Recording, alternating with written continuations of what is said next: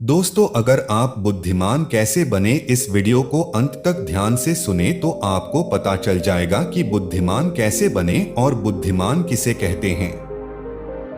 तो बिना समय को वेस्ट किए चलिए शुरू करते हैं। बुद्ध से जाने बुद्धिमान कैसे बने। दोस्तों, एक बुद्धिमान व्यक्ति कभी नहीं कहेगा कि वह बुद्धिमान है, इसीलिए नहीं कि ऐसा कहने से उसकी बुद्धिमत्ता कम हो जाएगी, बल्कि इसीलिए क्योंकि वह ऐसा कहने की व्यर्थता को देख पाता है। दोस्तों, गौतम बुद्ध के जीवन से जुड़ी हुई एक छोटी सी कहानी जो आपको बताएगी कि वास्तव में बुद्धिमान कौन है। एक नगर में एक लड़का रहा करता था और उसका दिमाग बहुत तेज था और उसकी खासियत यह थी कि वह किसी भी चीज को बड़ी जल्दी और आसानी से सीख लेता था। जहां अन्य लोगों को किसी काम को सीखने में महीने या वर्ष लगते थे, वहीं पर इस लड़के को उसी काम को सीखने में कुछ दिन लगते थे। उसकी ख्याति दूर दूर तक फैल गई थी और कहा जाने लगा था कि उस व्यक्ति के जितना बुद्धिमान कोई नहीं है। परंतु वह व्यक्ति तो जानता था कि वह भीतर से क्या है। हर व्यक्ति जानता है कि वह भीतर से क्या है, चाहे वो बाहर से कुछ भी दिखाए। वह व्यक्ति भी भीतर से तो परेशान था, परंतु वह अपने अहंकार से अपने परेशानियों को ढकना चाहता था। दोस्तों, ज्यादातर लोग ऐसे ही करते हैं और शो अप इसी का नाम है। वह व्यक्ति अपनी प्रसिद्धि को और बढ़ाने के लिए तरह तरह के काम सीख रहा था। वह चित्रकारी करना जानता था, वह मूर्ति बना सकता था और वह गीत गा सकता था और वो दुनिया जहान का हर वो काम सीख चुका था जो उसने अब तक देखे हुए थे।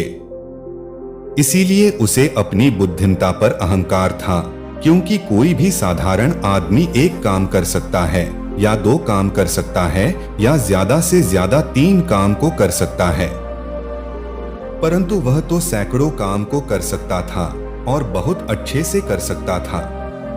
इसीलिए उसे अपनी बुद्धिमत्ता पर अहंकार था। वह इस बात को अंदर ही अंदर मान चुका था कि उसके जितना बुद्धिमान इस दुनिया में कोई भी नहीं है। फिर एक दिन उसका सामना गौतम बुद्ध से होता है। उसे पहली बार एक ऐसा व्यक्ति दिखता है जिससे उसे ईर्ष्या होती है। अब तक उसने ऐसे लोग देखे हुए थे जो उससे ईर्ष्या करते थे, और जहां ईर्ष्या होती है वहां तुलना का होना निश्चित है। वह व्यक्ति अपनी तुलना गौतम बुद्ध के साथ करना शुरू कर देता है। वह देखता है कि बुद्ध के पास तो एक भिक्षा का कटोरा है और लेकिन उसके पास धन की कोई भी कमी नहीं है। बुद्ध के वस्त्र तो साधारण से थे, परंतु उसके वस्त्र बहुत कीमती है। बुद्ध तो जमीन पर नंगे पैर चलते हैं, परंतु वह नंगे पैर नहीं चलता। इसी तरह से वो आदमी सैकड़ों चीजों से अपनी तुलना गौतम बुद्ध के साथ करने लगता है, परंतु हर तुलना के बाद भी वह पाता है कि उसकी ईर्ष्या बुद्ध के प्रति 1% भी कम नहीं होती।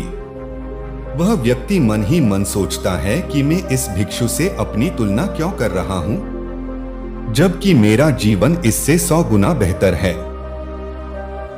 लोग भी बुद्ध का सम्मान कर रहे हैं, आखिर इसके भीतर ऐसा क्या है जो मुझ में नहीं है और जिसके कारण मेरे भीतर इसके प्रति ईर्ष्या है। बहुत देर अपने मन में उलझे रहने के बाद वह व्यक्ति तय करता है कि वह बुद्ध के पास जाएगा और उनसे पूछेगा कि उनकी उपलब्धि क्या है। वह व्यक्ति अपने सेवकों के साथ बुद्ध के पास जाता है और उनसे कहता है कि मैं इस इलाके का सबसे बुद्धिमान व्यक्ति हूं और आप अपने आसपास जो भी देख रहे हैं मैं वो सब करना जानता हूं।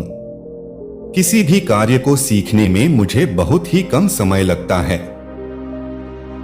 सभी लोग मेरा सम्मान करते हैं, परंतु इस सब के बाद भी मेरे भीतर आपके लिए ईर्ष्या है। मैं यह जानना चाहता हूं कि आपकी उपलब्धि क्या है। ये सब लोग आपका आदर सम्मान क्यों कर रहे हैं। उसके बाद बुद्ध कहते हैं कि वैसे तो मेरी कोई उपलब्धि नहीं है, परंतु तुम कह सकते हो कि मेरी एक उपलब्धि है। वह व्यक्ति पूछता है कि क्या मैं जान सकता हूँ?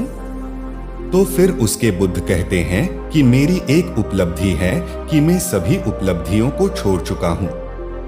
वह व्यक्ति बुद्ध से पूछता है कि मतलब मैं कुछ समझा नहीं। बुद्ध उस व्यक्ति से कहते हैं कि क्या तुम्हें प्रशंसा अच्छी लगती है? वह व्यक्ति कहता है कि प्रशंसा तो सभी को अच्छी लगती है। उसके बाद बुद्ध कहते कि क्या तुम्हें निंदा अच्छी लगती है? तो वह व्यक्ति कहता है कि भला इस दुनिया में कौन है जिसे अपनी निंदा अच्छी लगे? उसके बाद बुद्ध कहते हैं कि जो तुम्हें अच्छा लगता है और जो तुम्हें बुरा लगता है, मैं इन दोनों से भी ऊपर उठ चुका हूं। ना मुझे निंदा सताती है और ना ही मुझे अपनी प्रशंसा प्रसन्न करती है। बस यही अंतर है तुम में और मुझ में। और उसके बाद वह व्यक्ति बुद्ध से कहता है कि परंतु यह कैसे संभव है? बुद्ध मुस्कुराते हैं और उस व्यक्ति से कहते हैं कि तुमने सैकड़ों काम सीखे लेकिन एक सबसे जरूरी काम को तुम सीखना भूल गए। वह व्यक्ति बुद्ध से पूछता है कि कौन सा काम बुद्ध? बुद्ध कहते हैं कि अपने मन को नियंत्रण करना क्या तुम्हें आता है? बुद्ध की वह बात सुन वह व्यक्ति समझ जाता है कि ईर्ष्या का यही कारण था। उसके बाद बुद्ध कहते हैं कि जिस व्यक्ति ने सारा जगत को जीत लिया लेकिन अपने मन को नहीं जीता, उसने कुछ भी नहीं जीता, और जिसने अपने मन को जीता परंतु अपना सब कुछ गंवा दिया, फिर भी उसने सब कुछ जीत लिया। क्योंकि वास्तव में बुद्धिमान व्यक्ति वही है जो अपने मन का शासक है, वो नहीं जो अपने मन का गुलाम है। गौतम बुद्ध के इन शब्दों को सुन उस व्यक्ति का अहंकार टूट जाता है और वह व्यक्ति बुद्ध से कहता है कि क्या आप मुझे अपने मन को जितना सिखा सकते हैं? बुद्ध कहते हैं कि अवश्य सिखाएंगे, परंतु मैं तुम्हारी सभी उपलब्धियां छीन लूंगा। फिर उसके बाद वह व्यक्ति बुद्ध से कहता है कि मैं तैयार हूं। उस दिन से वह व्यक्ति ध्यान करना शुरू कर देता है, क्योंकि ध्यान ही वह तरीका है जिससे आप अपने मन को अपने वश में कर सकते हैं। दोस्तों, आज आपने बुद्धिमान कैसे बने और बुद्धिमान किसे कहते हैं वीडियो से सीखा कि वास्तव में बुद्धिमान व्यक्ति वही है जो अपने मन का शासक है, वो नहीं जो अपने मन का गुलाम है। अगर आपको हमारे वीडियो बुद्ध से जाने बुद्धिमान कैसे बने और बुद्धिमान किसे कहते हैं यह वीडियो पसंद आया होगा और आपके लिए उपयोगी साबित हुआ होगा, तो अपने दोस्तों के साथ इस वीडियो को अवश्य शेयर कीजिए।